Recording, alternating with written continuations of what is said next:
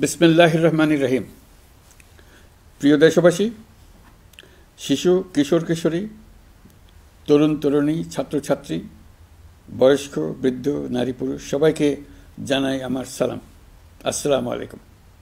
আজ 25শে মার্চ, মানব সভ্যতার ইতিহাসে কলঙ্কিত এক হত্যাযজ্ঞের দিন। 1971 সালের আজকের রাতে পাক হানাদার বাহিনী নিরপরাধ, নিরস্ত্র, ঘুমন্ত বাঙালির উপর নির্মমভাবে গুলি চালিয়ে হাজারো মানুষকে হত্যা করেছিল। 25শে মার্চ থেকেই এদেশের মানুষের সশস্ত্র প্রতিরোধ গড়ে তুলেছিল। 9 মাসের যুদ্ধের মধ্য দিয়ে স্বাধীন হয় বাংলাদেশ। মহান স্বাধীনতা দিবসের প্রাক্কালে আমি গভীর শ্রদ্ধার সঙ্গে স্মরণ করছি মহান মুক্তিযুদ্ধের বীর শহীদদের, যাদের প্রাণের বিনিময়ে আমরা স্বাধীন সার্বভৌম বাংলাদেশ পেয়েছি। 9 মাসের রক্তক্ষয়ী যুদ্ধে লক্ষ লক্ষ শহীদ ও 2 লাখ নির্যাতিত নারীর আত্মত্যাগ পৃথিবীর মানচিত্রে বাংলাদেশ নামে একটি স্বাধীন ভূখণ্ডের জন্ম দিয়েছিল। মুক্তিযুদ্ধের এই বীরদের প্রতি আমার সালাম। সেই সঙ্গে 24শে জুলাই অভ্যুত্থানে কি নিমক হারাম, ডক্টর ইউনূস কি নিমক হারাম এত কথা বললেন, কিন্তু একবারও ভারতের যে অবদান দেশটা গঠনের ক্ষেত্রে বললেন না। একটা বাক্য, একটা শব্দও বললেন না। প্রিয় দর্শক, আমি শফিকুল ইসলাম এবং আপনারা দেখছেন আরামবাগ টিভি। আজ 25শে মার্চ 1971-এর এই রাতে পাক হানাদার বাহিনী হানা চালিয়েছিল, অনেকের প্রাণ চলে গিয়েছিল। তারপরে ওখানে মুভমেন্ট আরও স্ট্রং হয়েছিল,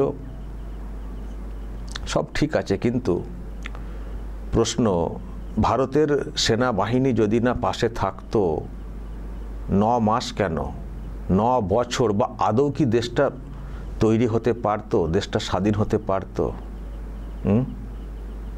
একবারও ভারতের অবদানটা মনে পড়ল না, টোটালটাই অস্বীকার করে গেলেন। রক্তক্ষয়ী আন্দোলন হয়েছে, এত মানুষের প্রাণ গেছে, সব ঠিক আছে, সব বলেছেন, ঠিক আছে, হ্যাঁ ওখানকার মানুষের প্রাণ গেছে, কিন্তু ভারতের সেনাবাহিনীর যে অবদান সেটা যদি না থাকতো আপনারা স্বাধীন হতে পারতেন, আপনি স্বাধীন দেশের মুখ্য উপদেষ্টা হতে পারতেন।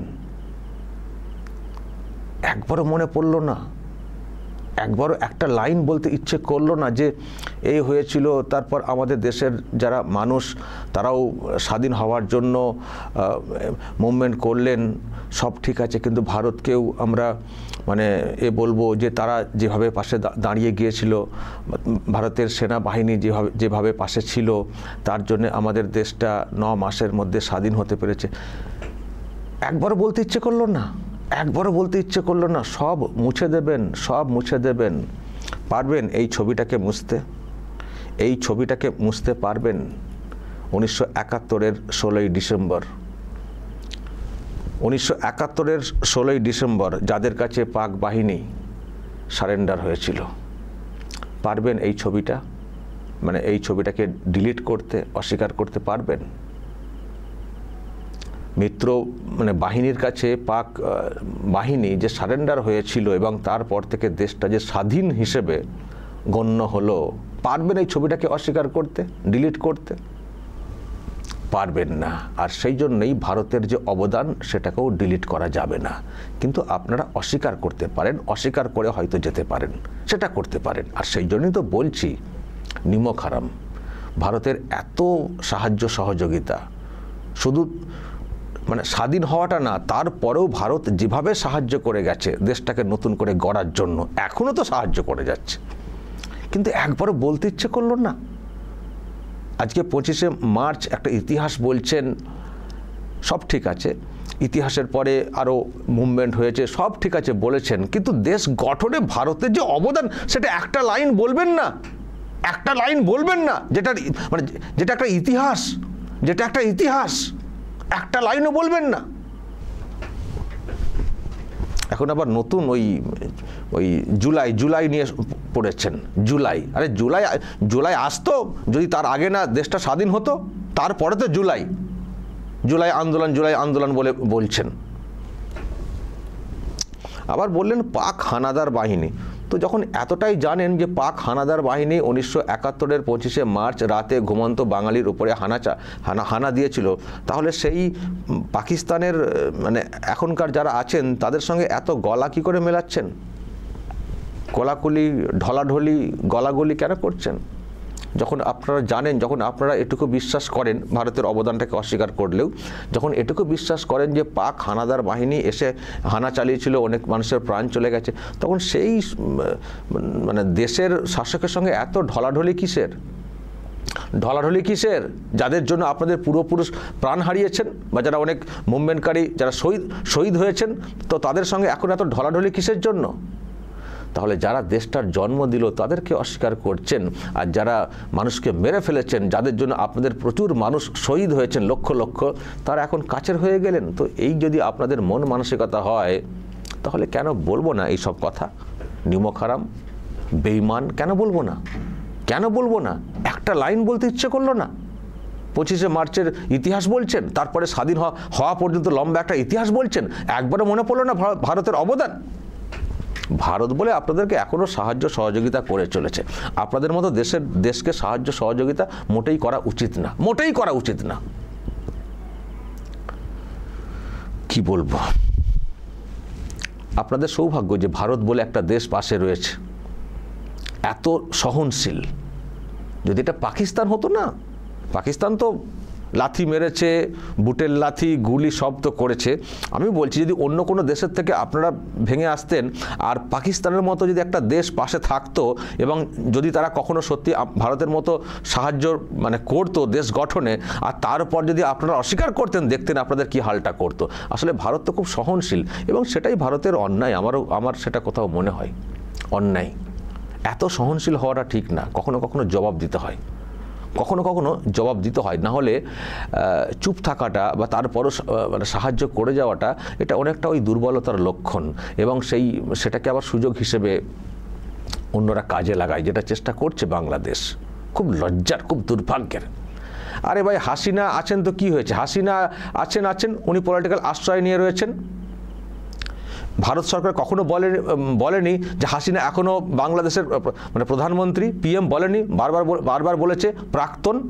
তো উনি আছেন, আবার যদি কেউ আসেন পলিটিক্যাল আশ্রয় নিতে, আসতেই পারেন, কারণ সেটা চুক্তির মধ্যেই পড়ে। তো আপনারা কেন শত্রুতা বাড়িয়ে ফেললেন? হাসিনা আছেন, হাসিনার মতো করে আছেন। তো আপনারা হাসিনাকে সরিয়েছেন, নতুন করে দেশটাকে গঠন করতে চাইছেন, হ্যাঁ ঠিক আছে, করতে পারতেন কাজ, কিন্তু আমাদের ভারতকে কেন আপনারা শত্রু ভেবে নিলেন? কেন হাসিনার পাটটাকে সরিয়ে রেখে বাকিটা কেন সুসম্পর্ক রেখে চললেন না? হাসিনা আছেন বলে গোটা ভারত শত্রু হয়ে গেল? গোটা ভারত শত্রু হয়ে গেল? সব কিছু অস্বীকার করে চলবেন? আবার এদিকে বলবেন কিছু পাঠান। যখন যখন বিদেশ সচিব যাবেন, তখন আবার বলবেন যেন কোনো কিছু আশা বন্ধ না হয়। সাহায্য সহযোগিতা নেবেন, আবার ফুটানি ঝাড়বেন, আবার অস্বীকার করবেন। কি করে চলতে পারে এইসব? আবারও বলছি, ভারত বলে সহ্য করছে। আজকের এই বিবরণ, এই বক্তব্য আমার ভালো লাগেনি, একেবারেই ভালো লাগেনি। আবার বলা হচ্ছে মানে ভারতের সঙ্গে মিটিং করার জন্য, পিএমের সঙ্গে, প্রধানমন্ত্রীর সঙ্গে নাকি মিটিংয়ের আবদার করছে বাংলাদেশ। এদের সঙ্গে কোনো মিটিং কিছু করা উচিত না। যারা এই রকম জলজান্ত অস্বীকার করতে পারেন ভারতের অবদানকে, তাদের সঙ্গে কোনো সম্পর্ক রাখাটাই উচিত না। বেঈমান, একেবারে এক কথায় বেঈমান, যেটা বলতে কোনো দ্বিধা নেই। একটা লাইনও বলবেন না, এমন ভাব দেখাচ্ছেন যেন আপনাদের দেশের লোকেরাই দেশটাকে স্বাধীন করে দিয়েছেন। হ্যাঁ, অবশ্যই অনেকের প্রাণ গেছে, যারা গেছেন দেশের জন্য শহীদ হয়েছেন, তাদেরকে অবশ্যই কুর্নিশ জানাতে হবে। নিজেদের স্বার্থ ত্যাগ করে তারা দেশকে স্বাধীন করে দিয়ে গেছেন। কিন্তু এইরকম বেঈমানের বসবাস বেড়ে যাবে দেশটাতে, তারা হয়তো সেদিন ভাবেননি। ভাবলে হয়তো ওইভাবে তারা নিজেদের জীবনটাকে দিতেন না। আর যদি ভারত তখন ফিল করতো যে একটা সময় বেঈমানি করবে এই দেশের যারা দায়িত্বে আসবেন তারা, তাহলে ভারতও সেদিন হয়তো সাহায্য করতো না। থাক, ওদিক সেদিক ওই পাকিস্তান থেকে এখানে শাসন করতো, বুটের লাথি মারতো, থাক, সাহায্য করব না, আমরা আমাদের নিরাপত্তার ব্যাপারগুলো ঠিক দেখে নেব, করতে পারতো ভারত।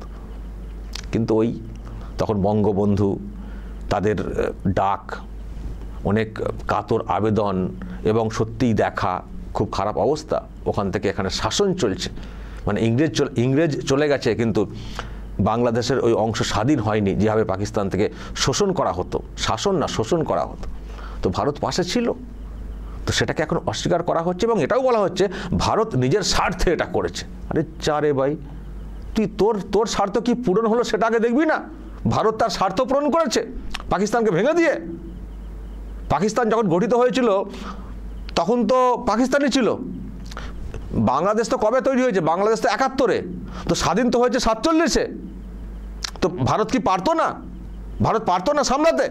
তো তোমার পাশে থাকলো ভারত, তোমার পাশে থাকলো ভারত, আর সেটা করতে গিয়ে হ্যাঁ টুকরো হয়েছে পাকিস্তান, আর শত্রুপক্ষ টুকরো হলে সে আমাদের কোনো খারাপ লাগার কথা না, ঠিক আছে। কিন্তু ভারতের স্বার্থটা আপনাদের কাছে চলে এলো, দেশটা যে স্বাধীন হলো সেটার কোনো গুরুত্ব নেই, সেটার কোনো অবদান নেই, সেটার কোনো অবদান নেই। এমনি এমনি শেখ হাসিনা বা যারা ছিলেন তারা ভারতের অবদানকে অস্বীকার করতেন, এমনি এমনি অস্বীকার করতেন। আপনারা এখন অস্বীকার করছেন, এই মানে ওনারা কি এমনি এমনি স্বীকার করতেন?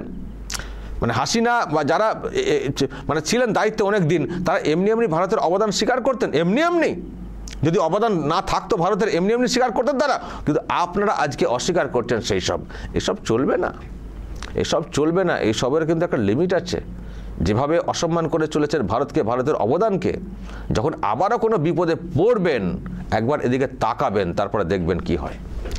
তাকাবেন একবার। এখন খাবার টাবার সেটা বন্ধ করা হচ্ছে না, সেটা দেওয়া হচ্ছে, ঠিক আছে, কিন্তু যখন কোনো বড় বিপদে পড়বেন তখন দেখবেন ওই চিৎপটাং হয়ে যাবেন যদি ভারত পাশে না থাকে। দর্শক বলবেন ডক্টর ইউনূসের এই যে বক্তব্য, কি বলবেন দর্শক? অবশ্যই বলবেন, যা বলার কমেন্ট। নজর রাখবেন আরামবাগ টিভিতে।